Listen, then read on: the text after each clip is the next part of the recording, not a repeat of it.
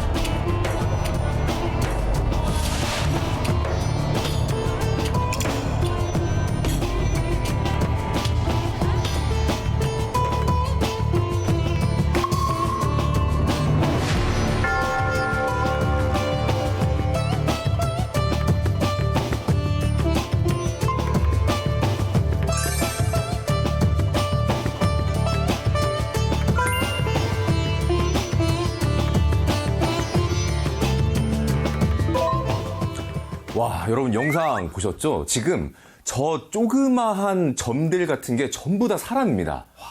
자, 어마어마한데, 자, 단 5일 동안 몇백만 명이 방문을 하고 있습니다. 이슬람교의 대표적인 핫플레이스라고 할 수가 있을 것 같은데, 자, 그런데 이슬람교 성지가 여러분 비단 메카만이 있는 게 아닙니다. 메디나도 있고요. 예루살렘도 이슬람교의 성지입니다. 자, 그런데 유독 이 메카에만 이렇게 수많은 사람들이 몰리는 이유가 바로 뭘까요? 그건 메카의 역사를 살펴보면 알 수 있어요. 제가 지금부터 말씀드릴게요. 메카는 무함마드가 이슬람을 창시하기 이전에도 이미 중요한 도시였습니다. 그 중심에는 바로 카바 신전이 있었죠. 여기서 카바라는 말은 아랍어로 네모난 집, 정육면체라는 뜻입니다. 실제로 카바 신전은 큰 네모난 검은 건물이에요. 영어의 큐브와 같은 어원에서 온 말이기 때문에 여러분들 좀 친숙한 느낌이 들죠? 전해져 내려오는 이야기에 따르면 이 신전은요, 아브라함과 그의 아들 이스마엘이 세운 것으로 알려져 있습니다. 그림을 보면 아브라함이 자신의 아들인 이스마엘을 신께 바치며 순종했던 믿음의 순간을 보여줍니다. 가장 소중한 것을 바치라는 명령에 주저없이 자신의 아들을 내놓은 겁니다. 그러자 신앙을 확인한 신은 천사를 통해서 아들 대신 바쳐질 숫 양을 가져다 줍니다. 이 이야기는 신에 대한 아브라함의 절대적인 믿음을 상징하며 유일신 신앙의 단단한 뼈대가 되었습니다. 당시 아라비아 부족 사회는 끊임없이 다투고 있었고요. 섬기는 신도 매우 다양했대요. 그때 카바는 모든 부족이 모여 참배하는 종교적 중립지 역할을 했다고 합니다. 그래서 메카는 자연스럽게 종교적 성지이자 부족 간 평화를 보장하는 장소가 되었고요. 더불어 교역과 축제의 중심지로 발전했습니다. 그렇다면 어떻게 세계 최대 종교 중 하나인 이슬람교가 탄생하게 되었을까요? 때는 7세기. 당시 비잔티움 제국과 사산 왕조 페르시아가 끊임없이 전쟁을 벌이고 있었습니다. 비잔티움 제국은 옛 로마 제국이 동쪽에서 이어진 동로마 제국으로도 불렸는데요. 수도는 콘스탄티노폴리스였습니다. 크리스트교 문화와 강력한 군사력을 가진 제국이었죠. 사산왕조 페르시아는 오늘날 이란 지역을 중심으로 한 나라고요. 조로아스터교를 믿는 서아시아의 강대국이었습니다. 근데 이 두 나라가 끊임없이 맞서 싸우면서 전통적인 육상 교역로가 불안해지고요. 위험해졌어요. 그렇다면 상인들은 어떻게 해야 돼? 돈 벌어야 될 거 아니야. 그래서 새로운 길을 찾아야 했겠죠. 상인들은 기존 길 대신에 홍해를 우회하는 새로운 무역로를 개척했습니다. 그 결과 이 루트의 딱 중간에 위치한 메카, 메디나가 주목받게 되었고요. 이 도시는 안전한 중계지로서 번영할 수 있었습니다. 교역을 통해 많은 부가 쌓였고요. 다양한 문화도 함께 축적됐죠. 이처럼 국제 정세와 교역 환경의 변화 속에서 메카와 메디나는 종교, 경제의 중심지로 떠오르게 되었습니다. 그래서 메카는 종교적 성지이자 무역의 중심지로 크게 번성했어요. 하지만 도시가 커질수록 명암도 짙어졌습니다. 부유한 상인들은 더 많은 부를 쌓았고요. 그에 반해 가난한 사람들의 삶은 더욱 힘들어졌죠. 이런 걸 빈부격차라고 하죠. 사회적 부패, 전쟁도 사람들의 마음을 더 메말라가게 하는 많은 요인이 되었습니다. 바로 이때 대천사로부터 신의 계시를 받았다는 한 인물이 등장하니 그가 바로 무함마드입니다. 그는 유일신 알라의 가르침을 세상에 전하기 시작했고요. 특히 모든 인간은 평등하다. 당시로선 파격적인 메시지를 외쳤어요. 이는 끝없는 전쟁과 계급사회에 지쳐있던 아라비아 사람들에게 큰 호응을 얻었습니다. 이슬람교는 그들의 마음을 사로잡으면서 빠르게 확산되기 시작했습니다. 자, 그러니까 현재 전 세계 인구의 4분의 1 정도가 이슬람교를 믿고 있다라는 얘기잖아요. 자, 모든 인간은 평등하다라는 그 메시지에 여전히 많은 사람들이 공감을 하고 있기 때문이겠죠. 맞아요. 역사를 공부하다 보면 확실히 평등이라는 가치를 사람들이 참 갈망해 오지 않았나. 그런 측면에서 이슬람교가 참 핵심적인 전곡을 찔렀다라고 저는 생각이 드는데요. 선생님, 그리고 이슬람교를 믿는 사람들을 무슬림이라고 하잖아요. 무슬림, 네. 근데 아랍, 뭐 중동 이런 단어들도 많이 써요. 네. 이건 또 어떻게 된 걸까요? 이 아랍이라는 말은 좀 언어적인 부분이 있고 또 민족적인 개념이기도 합니다. 자, 조금 이제 고급 지식을 좀 말씀을 드릴게요. 1945년 이 아랍 연맹이라는 단체가 이제 창립을 할 때 이 채택한 아랍인의 정의가 있는데요. 아랍 국가에 살고 아랍어를 사용을 하며 이 아랍인들의 염원을 공유하는 이 사람들을 의미를 합니다.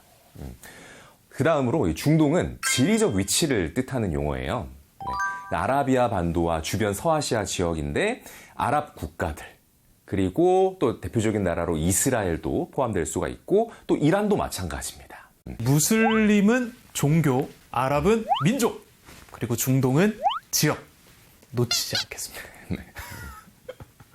근데 선생님, 이곳 메카에서 이슬람교가 생겼잖아요. 네. 처음에는 어땠어요? 좀 획기적인 사상이라서 잘 받아들여졌을까 좀 궁금해요. 네, 지금 충무쌤이 이렇게 획기적인 사상이라고 하셨잖아요. 그런데 사실 우리가 모두가 이렇게 평등하다. 이게 지금은 우리가 획기적이라고 생각을 하나요? 예, 그냥 정말 숨 쉬듯이 당연한 거라고 생각을 하는데 정말 우리가 이런 것들을 당연하다고 생각하는 것이 그렇게 역사적으로 오래된 일이 아니에요. 그것을 위해서 오랜 어떤 역사적인 흐름 속에서 사건도 있고 뭐 때로는 혁명이 일어날 때도 있었거든요. 자, 그렇다 보니까 이 초창기에 이 평등을 내세웠던 이슬람교도 굉장히 많은 핍박을 받아야 됐습니다. 그래서 이 무함마드와 초기 신도들은 큰 결단을 내려야 했는데요.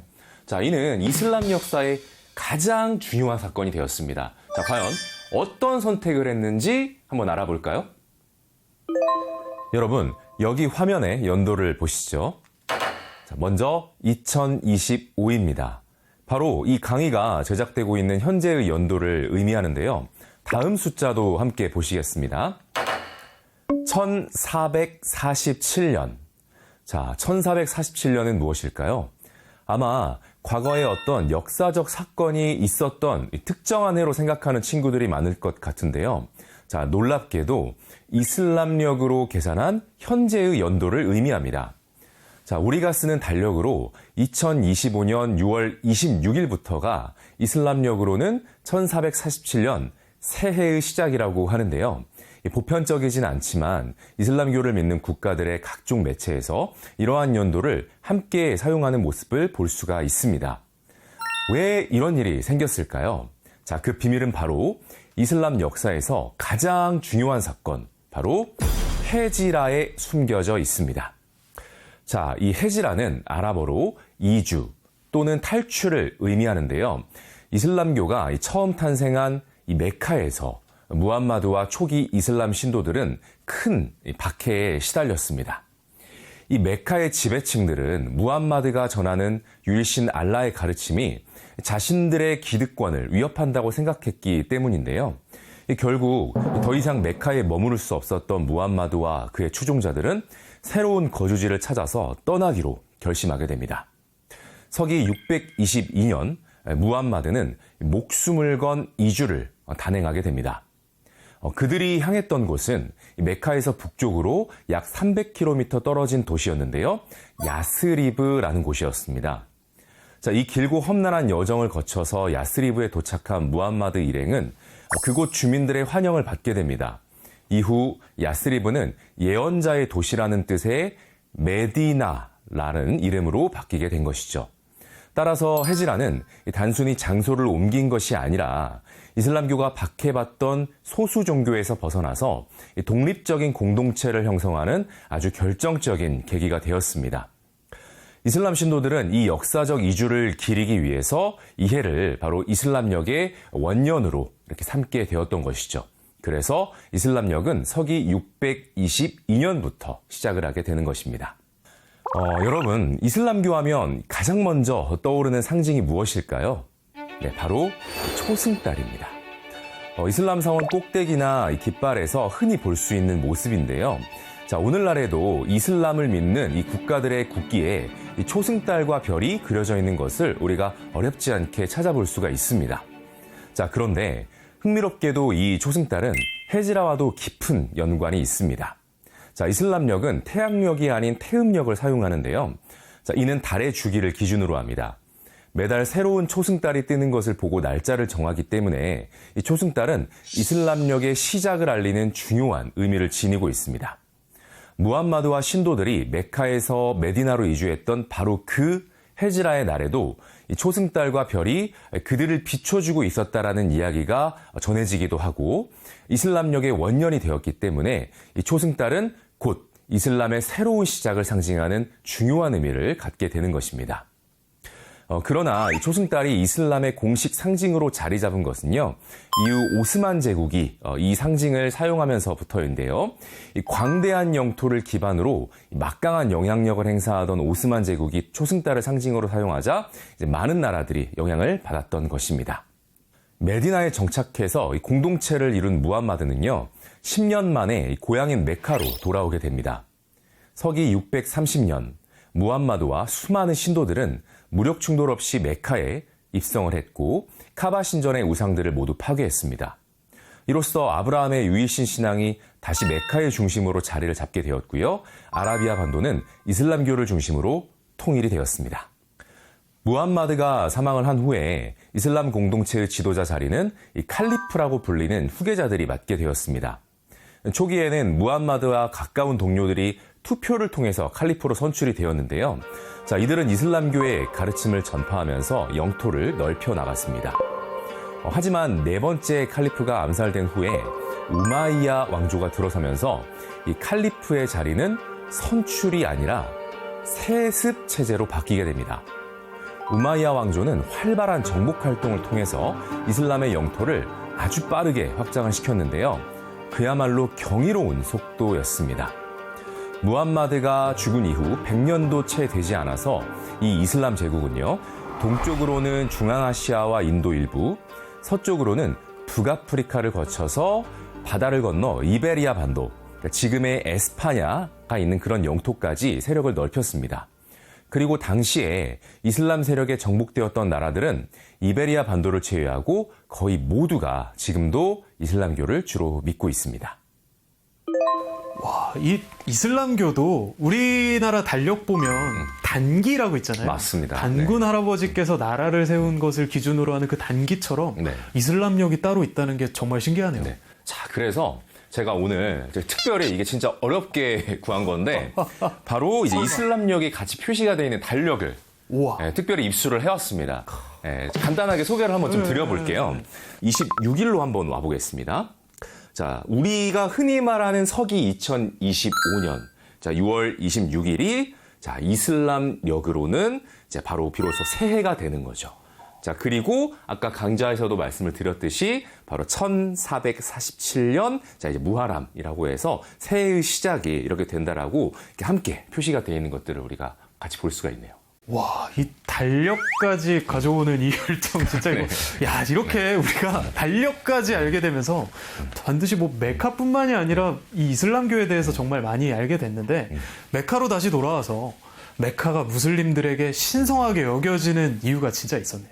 근데 지금도 수많은 사람들이 네. 이 정말 험난한 여정을 마다하지 않고 성지순례를 떠나는 이유가 뭘까요?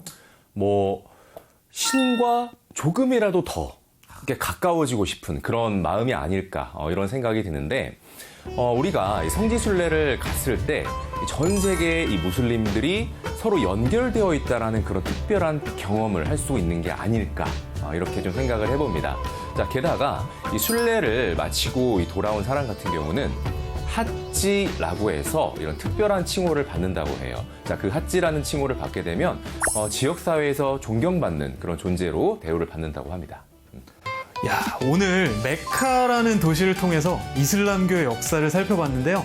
다음 시간에는 또 어떤 도시로 떠나볼지 여러분 기대해 주시기 바랍니다. 네, 도시로 보는 세계사. 자, 오늘은 여기에서 마치도록 하겠습니다. 다음 시간에 만나 뵙겠습니다. 안녕!